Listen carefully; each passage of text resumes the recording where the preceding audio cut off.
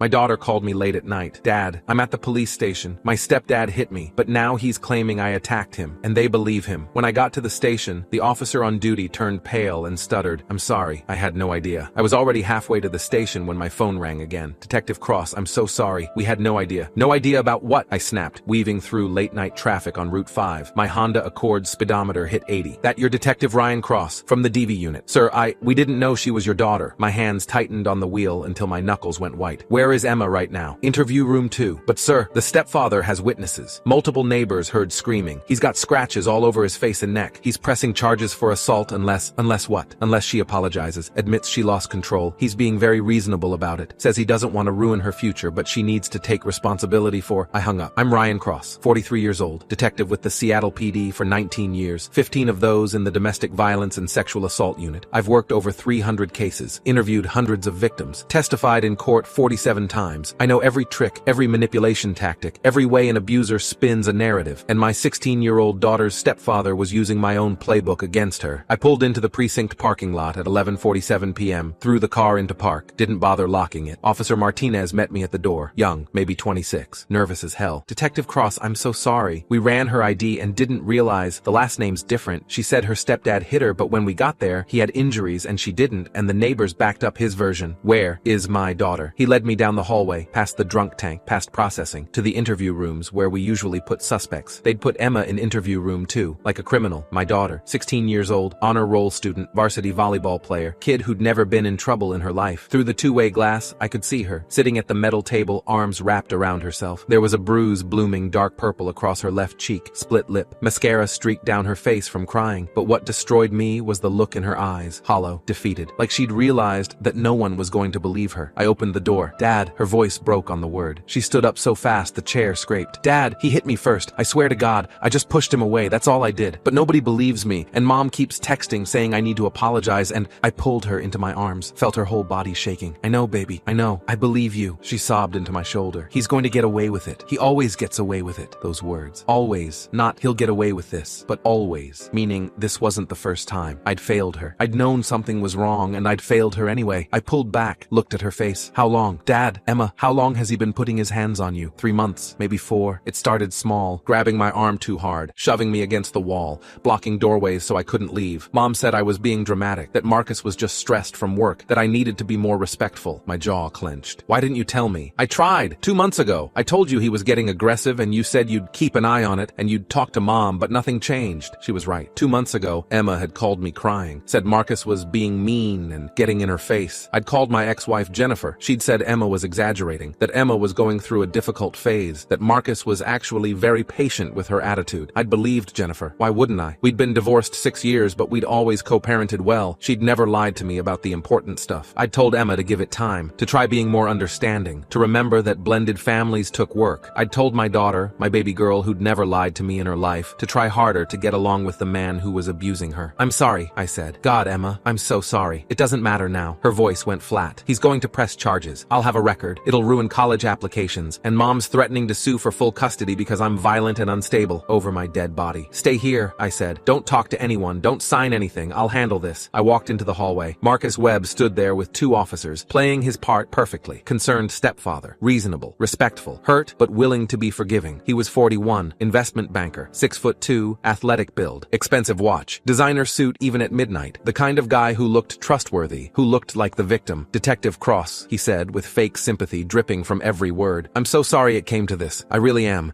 Your daughter, Emma, she needs help. Professional help. She's been volatile for months. Mood swings, angry outbursts. My wife and I have tried everything, but tonight she just snapped. The 2 officers, Martinez and another one whose badge read Johnson, looked uncomfortable. They wanted to believe him. He was calm, articulate, had scratches on his face and neck to prove he'd been attacked. Emma was the emotional teenager with mascara running down her face and a cop father who probably spoiled her. Mr. Webb says he doesn't want to press charges if Emma gets counseling and apologizes, Officer Johnson said carefully. Given her age and clean record, the DA would probably agree to diversion. Show me the security footage, I interrupted. Sir, the incident. Show me the footage. Martinez shifted. There isn't any. The incident happened inside their home. No cameras. Marcus smiled slightly, just a twitch of his lips. I wish there was footage, detective. Would clear this whole thing up immediately. But unfortunately, our security system has been on the fritz. I've been meaning to get it fixed. Actually, I said, pulling out my phone, there is footage. The smile faltered, just for a second. See, Marcus, my daughter called me 3 weeks ago, said you were getting aggressive, shoving her, cornering her in rooms, blocking her from leaving, said her mother, my ex-wife, wouldn't listen. I looked at the officers, made sure they were paying attention. So, I gave Emma a necklace, pretty little thing, rose gold pendant, also records video and audio in 1080p whenever she presses it twice, automatically uploads to cloud storage, battery lasts 36 hours, I use them for undercover DV operations. Marcus's face went white. I also had some equipment delivered to your house, Marcus. Doorbell camera, backyard motion sensor cam, marketed as gifts for home security. You signed for them. Never bothered to check the documentation, did you? Never wondered why they were registered to my email? I pulled up the app on my phone, showed the officers the footage. Emma coming home from school at 3:47 p.m. Marcus's BMW already in the driveway. He'd left work early, waiting for her. Marcus opening the door before she could get her keys out, starting to yell immediately. Something about her tone in a text message, about disrespect. Emma trying to walk past him. Marcus grabbing her arm, hard, fingers digging in. Emma pulling away. Marcus slapping her across the face, open palm, full force, her head snapping to the side. Emma running, Marcus chasing her to the backyard. Then, and this was the beautiful part, Marcus deliberately scratching his own face, raking his nails down his cheeks and neck, hard enough to draw blood. Before the neighbors appeared over the fence, the officers watched in silence. Their faces changed, hardened. That son of a... Martinez started. There's more, I interrupted. I pulled up a folder on my phone. I've been documenting everything for 3 weeks, every threat, every time he cornered her, every time he laid hands on her, every time my ex-wife told Emma she was overreacting. I swiped through videos, audio recordings, screenshots of text messages. Marcus to Emma, keep running your mouth and see what happens. Marcus to Emma, you tell your father anything and I'll make sure he knows what a liar you are. Marcus to Emma, your mother agrees with me. You're the problem, not me. I turned to Marcus. Let him see my face. Let him see exactly what was coming. I'm a domestic violence detective, Marcus. I've worked 312 cases. I know the pattern. I know the escalation. I know exactly what you are. His mask was cracking. The reasonable stepfather was disappearing, replaced by something cold and angry. This is entrapment, he said. You can't. I'm a father protecting his child. Everything I did was legal. I bought cameras for my daughter's safety. I gave her a recording device because she felt unsafe. That's not entrapment. That's parenting. You set me up. No, you set yourself up the first time you touched my daughter. I turned to the officers. Run his record, real close. Check Marion County, Indiana, 6 years ago, before he moved to Seattle and married my ex-wife. Johnson moved to a computer. Typed. His face changed. Holy shit. There's a sealed juvenile case. Stepdaughter, age 14. Filed complaint of physical abuse. Charges dropped when the family moved out of state. That's bullshit, Marcus shouted. That case was sealed. You can't. Sealed cases can be accessed by law enforcement when relevant to an ongoing investigation, I said calmly. Which this is. Officer Martinez, I'm filing formal charges against Marcus Webb for assault in the 3rd degree, battery, endangering the welfare of a minor, and filing a false police report. You can't do this. I absolutely can. I'm also filing a restraining order on behalf of my daughter. Marcus Webb is not to come within 500 feet of Emma Cross. Is that clear? I stepped closer. Let him see my eyes. And Marcus, I'm not just filing charges for tonight. I'm filing for every incident over the past 3 months. Every shove, every grab, every threat. I have dates, times, evidence, video, audio, text messages. I've been building a case against you for 3 weeks because I knew you'd slip up eventually. I knew you'd do something this stupid. His face went from white to red. You vindictive piece of... I'm also sending copies of all my evidence to your employer. First National Bank, right? I'm sure they'll love knowing their senior investment advisor has pending domestic violence charges. I'm also sending it to your church, Greenwood Community. Pastor Thompson would probably want to know. And to every contact in your phone, I pulled those records too. Your neighbors, your golf buddies, everyone who thinks you're such a great guy. You can't do that. That's harassment. It's public information. You'll be in the police blotter by morning. I'm just making sure everyone you know gets the chance to see exactly who you really are. The officers moved toward him. Martinez had cuffs out. Marcus started backing toward the door. I want my lawyer. I'm not saying anything else without my... Marcus Webb, Martinez said formally. You're under arrest for assault in the 3rd degree, battery, and filing a false police report. You have the right to remain silent. This is bullshit. I'm the victim here. She attacked me. Anything you say can and will be used against you in a court of law. Marcus fought. Actually fought. Tried to pull away. Shouted. Called Emma a liar. Called me vindictive. Said I'd manipulated everything. The whole station was watching now. Officers coming out of rooms. Staff stopping to stare. Phones coming out. Recording. Good. I wanted everyone to see. They got the cuffs on him. Marched him toward booking. He was still screaming. You set me up. This is entrapment. I'll sue.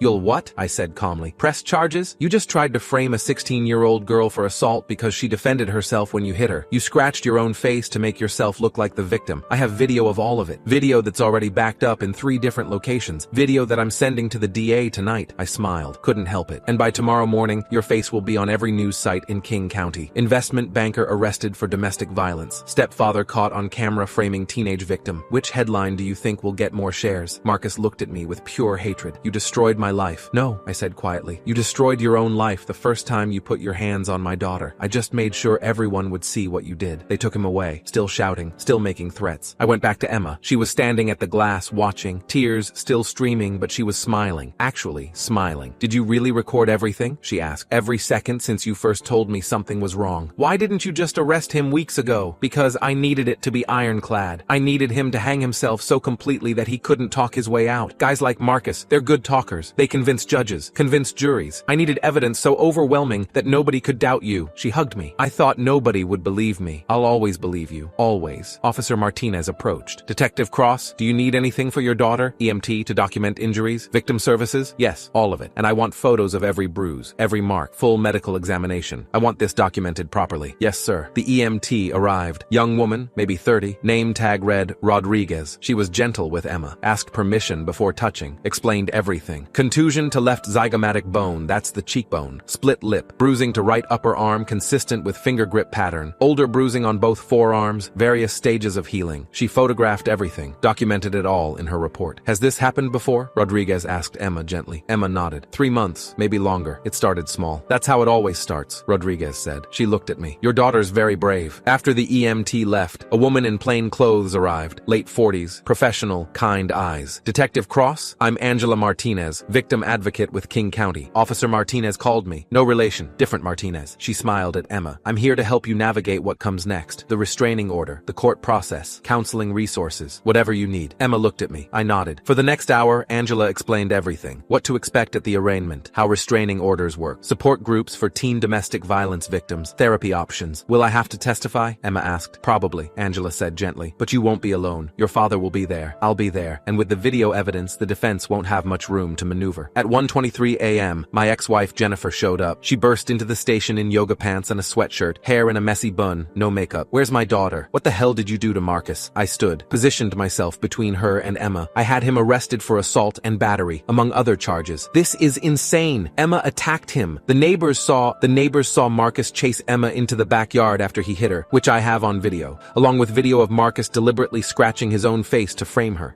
You're lying. I pulled out my phone, showed her. She watched. Her face went white, then red. Then she started crying. Oh my God, I didn't know. You didn't want to know, I said coldly. Emma told you, multiple times, and you called her dramatic. You told her to be more respectful. You enabled a man who was abusing our daughter. I didn't. He said she was exaggerating. You chose him over her. You chose protecting your marriage over protecting your child. She reached for Emma. Baby, I'm so sorry. Emma pulled away.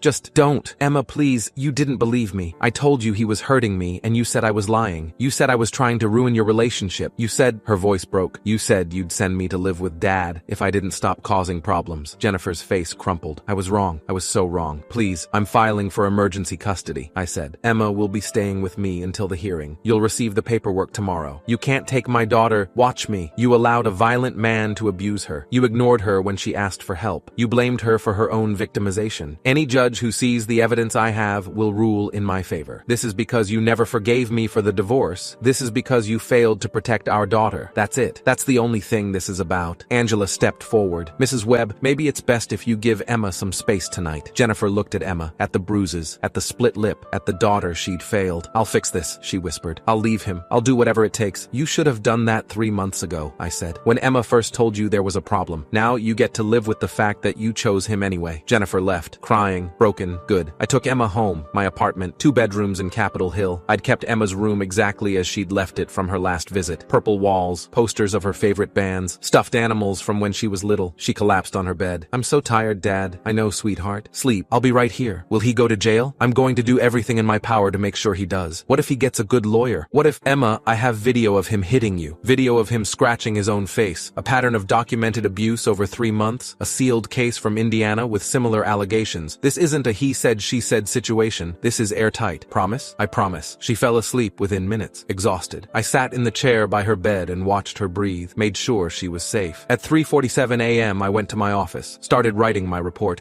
every detail, every piece of evidence, every witness statement. Then I called the DA, Melissa Harrison, Chief Deputy DA for King County. We'd worked together for 12 years. She'd prosecuted most of my cases. We had a good conviction rate together. She answered on the 3rd ring. This better be important, Cross. My daughter was assaulted by her stepfather tonight. He tried to frame her for it. I have have video evidence of the assault and the frame-up. I need charges filed immediately. All business now. Send me everything. I did. Every video, every photo, every document, the whole file. She called back 20 minutes later. Jesus Christ, Ryan. This guy is a piece of work. Can you prosecute? Can I? I'm going to destroy him. This is the most clear-cut domestic violence case I've seen in years. Self-inflicted injuries to frame the victim. That's bold and stupid. He's been doing this for years. Indiana case. Probably others we haven't found yet. I'll dig. We'll hit him with everything. He'll be lucky to see daylight again. I want a high bail. I don't want him getting out. With the video and the prior case, judge will set it at $100,000 minimum, and given his wealth, probably higher. Good. The arraignment was Monday morning. I sat in the gallery with Emma. Marcus appeared in an orange jumpsuit, hands cuffed. His expensive lawyer, Richard Chen, partner at Morrison & Associates, stood next to him. Judge Patricia Williams presiding, 62 years old, 30 years on the bench, known for harsh sentences in domestic violence cases. Mr. Webb, you're charged with assault in the 3rd degree, battery, filing a false police report, and witness tampering. How do you plead? Not guilty, Your Honor. His lawyer stood. Your Honor, my client is a respected member of the community, senior investment advisor at First National Bank, no prior criminal record in Washington state. He has ties to the community and poses no flight risk. We request he be released on personal recognizance. Melissa Harrison stood. Your Honor, the defendant has a sealed juvenile case in Indiana involving similar allegations from a previous stepdaughter. He also has significant financial resources and international connections through his work. He is absolutely a flight risk. Additionally, the evidence in this case includes video footage of the defendant assaulting the victim